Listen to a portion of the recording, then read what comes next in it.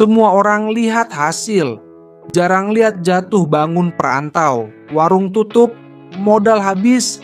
Adi, perantau Minang di Jakarta, terpuruk malu mengabari keluarga. Adi, masuk kita di warung kopi. Baka Badi, udah dengar soal warung Waang. Hancua, udah.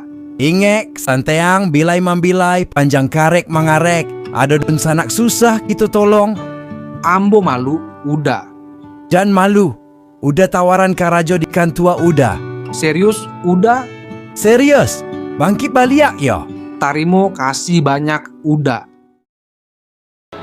Anggap ini awal baru, udah bantu kerjaan dan sedikit modal. Terima kasih, udah. Kegagalan bukan akhir. Ada harapan dari keluarga.